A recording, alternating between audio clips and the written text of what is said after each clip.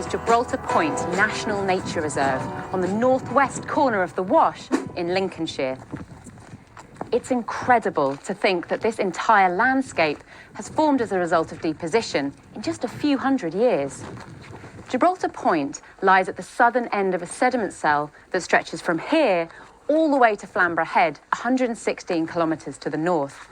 A sediment cell is a stretch of coastline in which sediment can move around, but sediment rarely enters or leaves the area of that cell.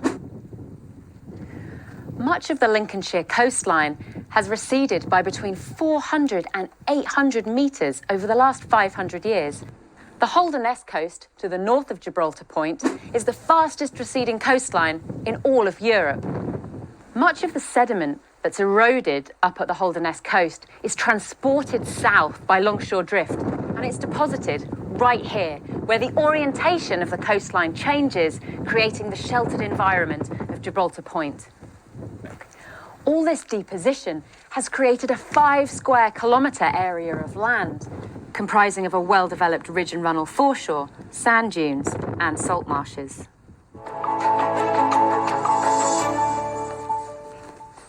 Twice a day, the tide moves across this beach by up to 7 metres on the high spring tides. At low water, you can see exposed a very large beach, a wide beach, and also offshore some large sandbanks.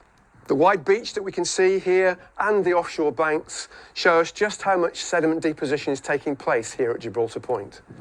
This beach is a very important source of sediment for dune development. The sand is picked up by the wind and bounced across the beach surface by a process known as saltation. That sediment that's been carried up the beach by saltation starts to get deposited around here, just above the high water mark, and this is where sand dune development begins.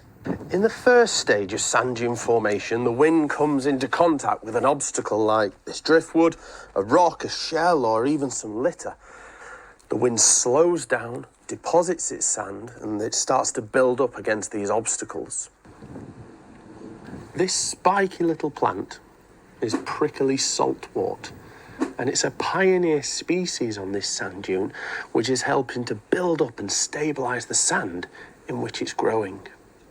Most plants would die in this environment, but the prickly saltwort, with the help of its waxy leaves and deep roots, are able to get the nutrients that it needs out of this sandy soil and saltwater environment. The prickly saltwort is helping to stabilise the sand on the sand dune here, and also it acts as a shield that slows down more wind, causing more sand to be deposited and the sand dune to grow. These small, delicate sand dunes are called embryo dunes that are right next to the beach, and they're the youngest sand dunes that we get along this coastline. These embryo dunes here have probably formed in the last few months or so. Just inland from the embryo dune is this foredune, where sand is really starting to accumulate. We have these salt-tolerant vegetation species like sand couch grass and lime grass, and they're really starting to take hold. Just beyond the foredune, this first main ridge of dunes are called yellow dunes.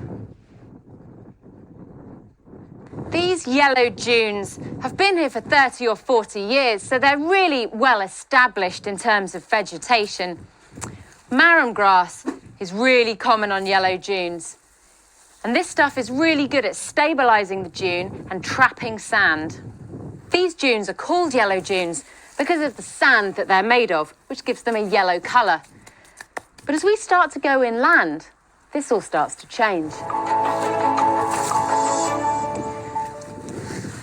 Further from the coast, the dunes are more protected from the inundation of seawater. And so we start to see more and more vegetation. And what's more, that vegetation is changing. Whereas before we had a lot of salt-tolerant species like marram grass, here it's not as salty.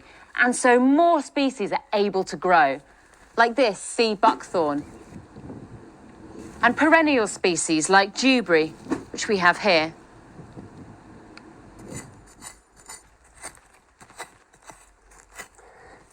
call these grey dunes, and you can see why when you look at the colour of the soil. So this is a sample of sand that we collected from the yellow dune, which is much closer to the shore, and you can see just how yellow that is, in comparison to this sample, which we've collected from the grey dune. And you can see that in this grey dune there's much more organic matter and humus. And if you compare the two samples side by side, you can really see the contrast in colour between the yellow dune and the grey dune. Mosses and lichens like these, which are growing on the surface of the dune, also help to give the dunes their grey colour. Embryo dunes, foredunes and yellow dunes are all known as mobile dunes because they can be disturbed or even destroyed by severe storms. But these grey dunes here are much more fixed and permanent. They're in a well-sheltered location and they're far away from the influence of the sea. The oldest sand dunes here are found over a kilometre inland, far from the influence of the sea, where the sand dune system reaches its climax. And the environment here is completely changed. We've got heath covered in shrubs with more sea buckthorn and hawthorn. And we've got deciduous woodland here with mature trees such as oak, maple and ash. The ground here is different as well. There's a lot more organic matter and humus contained in the soil. And it's also very moist, and that's because the water table here is very close to the surface. The dunes here at the climax are over 250 years old, dating back to the mid-18th century.